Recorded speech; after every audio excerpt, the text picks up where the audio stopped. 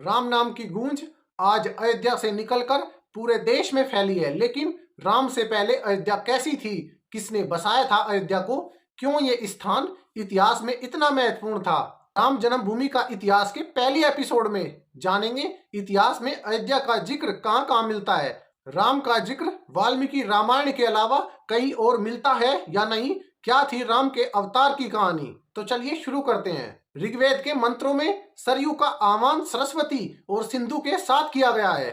मंत्र बताते हैं कि वैदिक काल में सिंधु और सरस्वती की तरह सरयू भी एक प्रमुख नदी थी। सरयू के किनारे ही अयोध्या बसी है। अष्टाचक्र नव द्वारा देवाना पूर योध्या तस्या हिरण्य को स्वर्गे ज्योतिषा व्रत, ये अर्थवेद के 10वें मंडल के दूसरे सूक्त में मंत्र है। इसका मतलब है 8 चक्राकार महल और 9 द्वारों वाली अयोध्या देवी की पुरी है। उसमें प्रकाश वाले कोश हैं जो आनंद और प्रकाश से भरा है। इस मंत्र से ये पता चलता है कि अर्थवेद के काल में भी अयोध्या न सिर्फ बसी हुई थी बल्कि काफी संपन्न थी। वेदों के बाद अयोध्या शब्द का जिक्र सदाशिव संहिता, वशिष्ठ संहिता और सुख संहिता में भी है, जहाँ इसे साकेत लोक और रामलोक भी कहा जाता है। सारे वेदों, उपनिषदों और संहिताओं को खंगाले तो अयोध्या के 12 नाम मिलते हैं। ये 12 नाम है अयोध्या, आनंदिनी, सत्या, सत्य, साकेत, कौशला, विमला, अपराजिता, ब्रह्मपुरी, प्रमोदवन, शांतानिक लोका और दिव्य लोका। वाल्मीकि रामायण के बालखंड के 5म सर्ग में 23वें श्लोक में अयोध्या का भूगोल समझाया गया है। इसके मुताबिक अयोध्या नगरी 12 योजन लंबी और 3 योजन चौड़ी थी। सरयू नदी के तट पर संतुष्ट जनों से पूर्ण धन धान्य से भरा, उत्तरोत्तर उन्नति को प्राप्त कौशल नामक एक बड़ा देश था। इस हिसाब से देखें तो अयोध्या करीब 5200 वर्ग किलोमीटर में फैली हुई थी। आज का अयोध्या शहर लगभग 121 वर्ग किलोमीटर में ही बसा है, यानी उस काल में अयोध्या आज की अयोध्या से करीब 44 गुना बड़ी थी। वेद, पुराण, उपनिषद और वाल्मीकि रामायण में अयोध्या का जिक्र तो है, लेकिन इन ग्रंथों के आधार पर अयोध्या की उम्र कैलकुलेट करना असंभव ही लगता है। इतिहासकार A.L. बाशम के मुताबिक सरयू का जिक्र करने वाले ऋग्वेद का संकलन करीब 3500 साल पहले हुआ था, जबकि अयोध्या का जिक्र जिस अर्थवेद में मिलता है उसका संकलन 3000 साल पहले पूरा हुआ होगा। इसी वजह से कुछ इतिहासकार ये तर्क देते हैं कि अयोध्या की उम्र अर्थवेद के बराबर ही होगी। डॉक्टर याकोबी मैकडोनाल्ड से लेकर मानियर विलियम्स जैसे इतिहासकार भी मानते हैं राम का जन्म आज से 2500 से 3000 साल पहले हुआ था।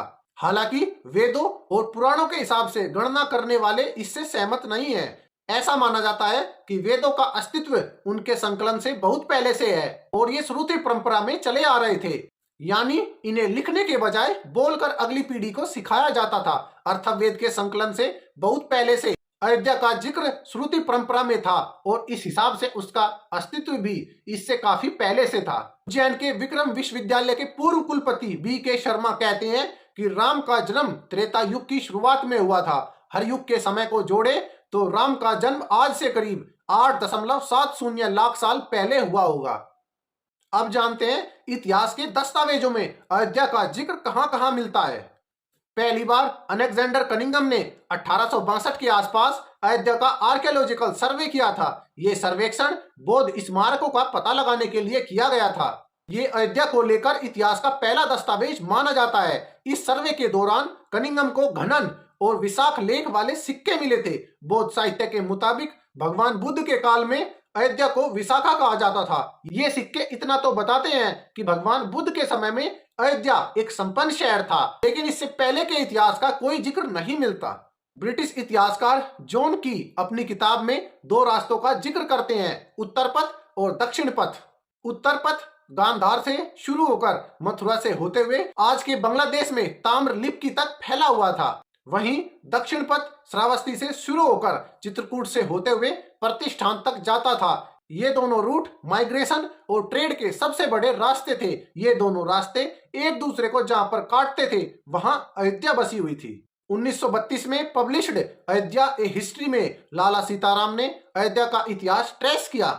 उनके अनुसार 6ठी शताब्दी ईसा पूर्व में अयोध्या कौशल जनपद की राजधानी थी। बुद्ध और महावीर के काल में यह एक समृद्ध नगरी थी। मुख्य कौशल में 3 बड़े नगर थे, अयोध्या, साकेत और श्रावस्ती। कुछ जगहों पर अयोध्या को साकेत भी कहा गया है। पाली भाषा के प्रोफेसर रीज डेविड्स मानते हैं कि बौद्ध काल में अयोध्या और साकेत दो अलग अलग शहर थे। हो सकता है कि ये दोनों ट्विन सिटीज हों, जैसे आज के अहमदाबाद और गांधीनगर।